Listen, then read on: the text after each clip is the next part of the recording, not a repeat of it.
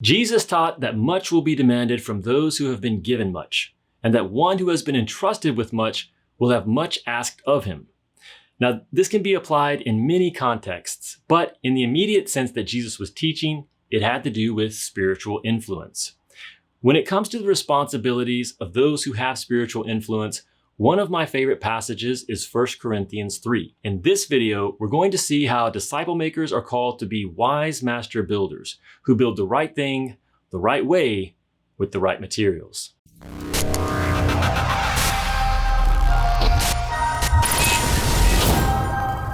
Hey, it's Andrew, creator and project lead of Into the Harvest. And if you're someone who wants to be a disciple and make disciples in the 21st century, then make sure you subscribe and click the notification bell, because every week we're creating videos and resources to help you live and share your faith. Now picture this. You've been hired to build a home for one of the most successful and famous people in the world. How would you approach the project? And what would your standards be to provide the best product to your client? Well, to start off, you'd want to take the job seriously. After all, an important person has trusted you to do a special job for them. Chances are this would be the most important project on your schedule, and you would make it your number one priority, meaning you would put your best effort and resources into it. Then you'd want to learn what their expectations are. You'd want to be clear on the type of house they were looking for, what features are important to them, and how can you provide the results they want. Next, you'd want to work from a blueprint. You wouldn't just show up to the job site one day and start randomly building a house. That would be a recipe for disaster. But maybe some of you have jumped into a major project before without having a plan. If you've had an experience like this, tell us about it in the comments and let us know how it turned out. Okay, once you had the blueprint, you would want to select and use the best materials possible.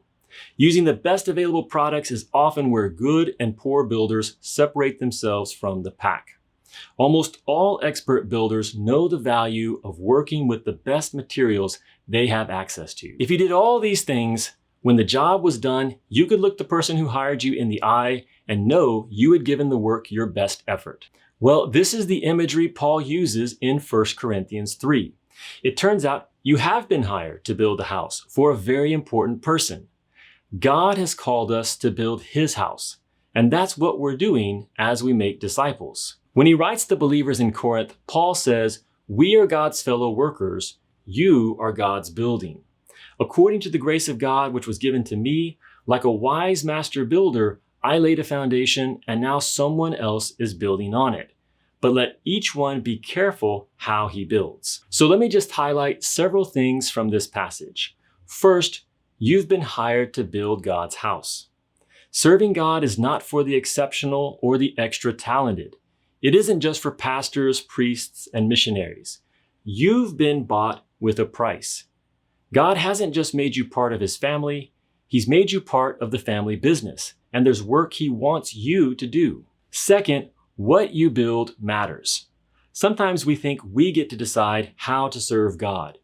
Instead of learning what he has called us to do and then giving our lives to that, we decide what we will offer God, and we expect him to be happy with it. But that's the spirit of Cain from Genesis 4. The job we've been hired to do is clear.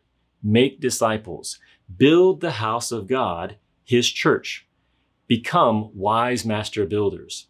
And to that end, we need to ask the question, how does Jesus command his followers to make disciples? Jesus is our blueprint. We make disciples by imitating what he did in the Gospels. How you build matters. We need to use the best materials. In disciple making, the best materials are Jesus' teaching and his example. Disciples built on that foundation stand the test of time. So don't substitute the wisdom of men for the teachings of Jesus, even if those men are wise and godly. Finally, each of us will one day have to present our work to God.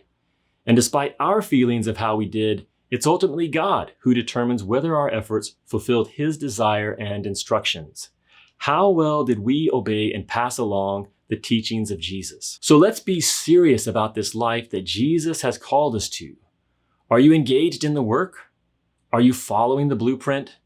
Are you using the best materials?